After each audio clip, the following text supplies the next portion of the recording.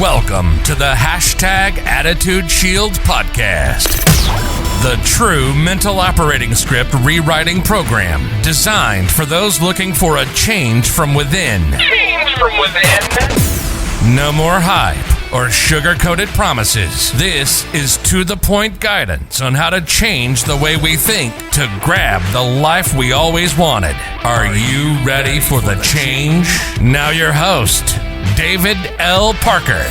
Hey, good morning. I know I always say that, don't I? Hey, like it's the only word I got. Hey, my vocabulary is minuscule. It's depleted. It's nothing, right? So anyway, welcome to today's #Attitudeshield. I am your Attitudeshield mentor, David L. Parker. And a big shout out to some fellow cousins up here in the Black Hills. Some more Parkers. Look at that gray hair. Holy crap, Santa Claus, I got your back.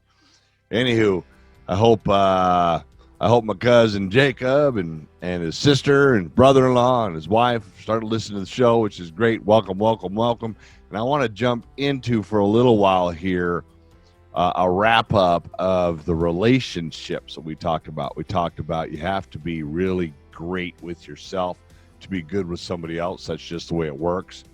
We talked about love as an acronym. Loyal over victory every single time, every time. We talked about speaking to your partner as if they are the way you want them to be. Speak it into existence. Manifest that. Let's have a drink. We talked about a lot of things. So I wanted to talk about something that's very important this morning. Then we're going to jump into probably some rifting topics because it's a marvelous Monday morning, and I'm fired up. First of all, the first thing I want to talk about as we wrap up relationships is flirt with your significant other. Flirt with them. Speak to them in very loving terms. I do not miss a chance to tell my wife I love her. I do not miss a chance to tell her she's beautiful. I told you we have a morning routine where we take a shower together, and it's almost cliche. I say it so much, but I'll step in and go, well, look at you, all dressed up with my favorite suit, right? I compliment her body. I compliment her hair. And when she says something to me like, how's this shirt look? And I don't like it, I say I don't like it. And I give her a reason why I don't like it, because it doesn't fit this way, or it looks that thing, or I don't like that color on you, doesn't bring out the beauty of your eyes. Whatever the truth is, I'm not one of these wimpy little men going, yes, dear, I like it because you like it. No, hell no. It's like I was talking about the other day, happy spouse, happy house, happy team lives the dream. You got to work together all the time. You got to be moving forward all the time. But you can't stop telling your significant other you love them. You can't stop giving them a kiss on the neck, pat on the butt. They got to know that you're just there. Now, that came out wrong. They got to know you're more than just there. Just there's simple. Just there's the damn neighbor. All right? You got to be involved. You got to be flirting with your significant other. Listen, I get it. If you're both in a good mood, the odds are pretty damn high. Like Jackal Nichols would say, you're my favorite gal. Anyway, I think that you need to always be flirting. I am always flirting with my wife, right? She has never had to question my intentions, because my intentions are exactly the same today as they were the first time I met her. Hello, right? But ladies, that goes for men. Now, I realize a lot of men are like, hey, don't you talk like that. I pity the fool, right? No, we like to be flirted with too, right? Now, I think one of the funniest comments I've ever heard in my entire life was whispered over my shoulder in my ear, and she said, hey, I know you got that on you. Can I get some? Now, I beeped it out because you know what I'm saying. It's the lower junk area. You know you got that on you. Can I get some? Right? Hello? That's fabulous. It's fantastic. People don't do that. We've been married for 20 years. And? What does it got to do with anything? And? I don't understand it. Why aren't you flirting? People say, well, my sex life with my significant other sucks. Takes two people to screw it up. if you're talking about it, if you're flirting with each other, if you're making it obvious that, hey, how you doing, right? How could it suck? So I remember several times, like more than 10, as a platoon sergeant or sitting in the first sergeant chair, that soldiers would talk to me about having screwed up relationships, right? Soldiers, I did it too, seem to be attracted to some of the most whacked out people on the planet. I'm sure it's that way in all the branches. But anyway, and they would come to me and go, yeah, just, my sex life sucks and I'm probably going to get a divorce. And they would be like, what do you think? What should I do?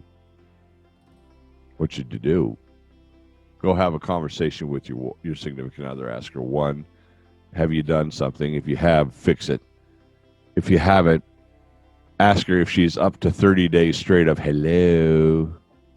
30 days straight. And then go for it. Set a target of being intimate in some level of manner, sexually intimate, 30 days in a row.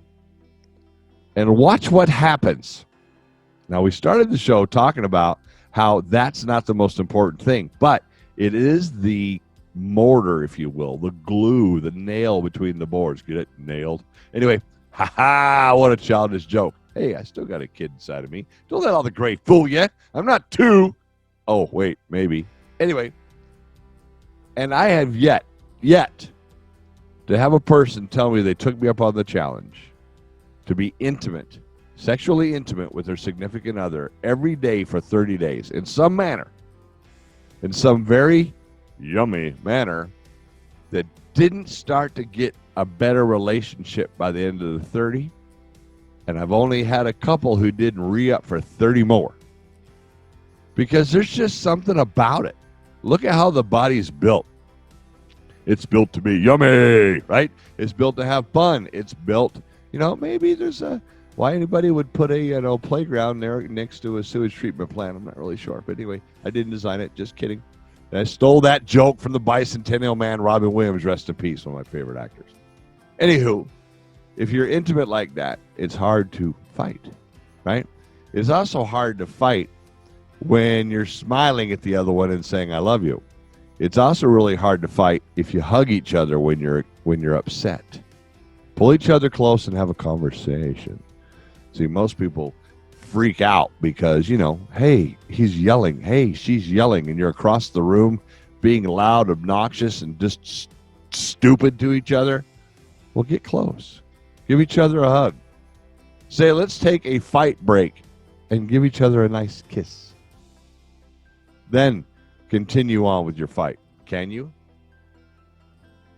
You're probably saying to yourself, this dude's a madman. He is a madman. I'm an absolute crazy madman. I come from a long lineage of madmen, okay? You don't believe me? Look at the Parker name, for goodness gracious. If it was crazy, upside down, and freaked out in the history of the United States, well, we were probably part of it. Anyway, and all that put down together, Here's the funny thing. My cousin's going to love this when he hears that. Him and I are descendants of Butch Cassidy, Robert Leroy Parker. And by the way, I carry the Leroy name. And so does my oldest son. And so does my youngest grandson. Anywho, bunny trail. Back to being intimate. Being intimate is so important. Flirting. Flirt. I screwed that up. I had a relationship that all she wanted every night, consistent, was a kiss goodnight. She even had the damn sign on the wall. And guess what I failed to do? That's right. She gave me the billboard. She gave me the rules. Hey, buddy, you do this, and guess what? How you doing, right? And I screwed that up. Why? Because I just didn't understand that being available to the significant other at all times is important. Soothing them, being there for them, buying them a cup of coffee. Hey, speaking of buying a cup of coffee, if you like the show, want to support the show, why don't you buy me a cup of coffee? It's not a euphemism. There's actually a link down below. You click it. You can donate $2, $3, $4, $5 to buy me a cup of coffee. You help pay for the equipment. You help the show going. And by the way, why don't you share this on your social media? I'm laughing yesterday. I'm in the bar, and I'm chatting with said cousins. And he knew about the show, but his wife didn't, and his sister didn't, and his sister's husband didn't. And guess what? They all listened to podcasts, so maybe he should have told them. The whole point is, if you share these things, it helps things grow. I'm just saying, all right? Hey, also, if you haven't noticed on the YouTube channel, I got asked, several times, so how long you been doing this? You got any videos from back in the day? I don't know if you know this, but in 2015, I was challenged by a guy by the name of Greg Palka. He's a Lieutenant Colonel retired Greg Palka. And he challenged me to start a motivational podcast that he envisioned me being like a drill sergeant, sort of like Angry Cops on Facebook is, but not exactly the same, more of an in your face. And the first shows were called, Espresso for Your Attitude. And if you watch some of those throwback videos, you'll literally see me explode with a good morning kind of, espresso for your attitude, mental explosion, because that's the direction we were going. And out of that came many different comments. I mean, Thinker's Theater, how to think in your head, the mind movies, right? Things like that. Rhino skin, which I basically got told, you can't use that. That's already patented. Stop, trademarked. You can't say rhino skin. I said, oh, my bad. So we went different ways. Double espresso attitude, didn't like it. Landed on the Attitudeshield because that's exactly what it is. It blocks out the bullshit from the planet. It blocks out the bullshit from the people who are trying to dim your light, make you less of a person, right? And sometimes those things are just crazy. Now, I forgot to mention one thing. When it comes to my amazing bride, I swear on my planet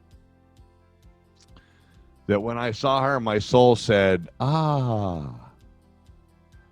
there you are. I've been looking for you. Now, let me tell you a story. And to some of you, this might seem trivial, but this comes from my heart. I saw my future wife. I was sitting on the porch of my brother-in-law, having a porch of back deck of my brother-in-law's, future brother-in-law's house, smoking a cigar. Imagine that. And she walked by, and my heart did a backflip. And my brain went, wow, wow. I mean, it was like, holy mackerel. Look at that woman. Look at that woman, right? I think she is the most beautiful woman on the planet, bar none. Bar anything in the past, the future, period. I mean, she walks in the room, and my heart goes pitter-patter, period. But when I said to my future brother-in-law, whom is that? He said, oh, that's my sister-in-law. She's got a boyfriend. And I dropped it right there and then. A couple months later, they called me up and said, hey, can you come over this week and help us paint a kitchen? Let me tell you about that paint. I swear, when we put that paint on the wall, it was baby shit brown. You know, that's that applesauce kind of cockeyed little babies make. I was like, ugh! Of course, it dried in a different color, but it was nasty. Anywho, she was there, right? She was there. Now, we hit it off. Bang. I mean, we hit it off. And our first little get-together, we got on my Harley. We went for a nice ride. She loved motorcycles, hadn't been on many. And that afternoon, we ended up, it was Halloween, October era of 2010. And she went with me to help put together the inside in this pavilion on Fort Drum, a haunted house for kids. And we were working in that haunted house that night. That was our first date. Now, listen. And in my entire life, relationships were based on sex. They started that way. They ended that way. That was the basis. That was, you've ever heard the rule by the third date? Well, I was more like the first date kind of guy. But there was something about my future bride, that was so amazing to me that I literally breathed her in. I literally could spend hours with her without that when we first started dating. As a matter of fact, we first started hanging out. As a matter of fact, we didn't even do that for a couple of weeks, almost 3. And right now somebody's going, what are we talking about, dude? 3 weeks. What the hell? It's none of your business. I'm just sharing the story to get you to understand the difference of finding a person that turns you on from your toes to your nose, that turns you on from your bones out. I mean, we're talking the marrow all the way out to the front yard turned on. As a matter of fact, I'll tell you something. Nope, that's a secret for another day. But there was plenty of reasons in the first little while of her and I getting together that she could have walked away. Now, I didn't do anything stupid. I didn't, I can honestly raise my hand to God and say, since the day that I met my amazing bride in that kitchen, since that very day to this very day, I have never touched another woman. Not even kissed one, nothing. 100% her. And let me tell you something. To me, that is amazing. Oh, yeah, you was a little slut. Yeah, whatever. Call me whatever the hell you want. My bad. Anyway, I've got 10 plus years of no other woman, and it's amazing. It's spectacular. Look, I was a piece of garbage. I'm not kidding. I was terrible. I could tell you things about my dumb stuff between the ages of 16 and 35 that'll make you go, what the hell? My favorite comment in my late 30s was, my favorite comment in my 40s was, I never had a coherent thought in my head till I was 35, but it took me till I was 44 to understand it. And now I'm 55. So I've had 11 years of coherent thought. Right? Holy moly. Just throwing yourself out there under the bus and just, knowing what you got to know when you got to know that is just the way it goes. All right? So, hey, go look at those Turn Back Time videos. You're going to find them to be fantastic, amazing, and fun. All right? Sorry the show's a little shorter today, but that's just the way it is. Remember, this wraps up the relationships, and I will talk to you tomorrow, and we're going to jump into some rifting. I'm out. You've been listening to Attitudeshield, your double dose of espresso for your attitude. Check us out on Facebook and on the web at www.attitudeshield.com. Again, thanks for spending this time with us. Between now and when we talk again, keep those shields up, eyes on the target, and always be moving towards your dreams.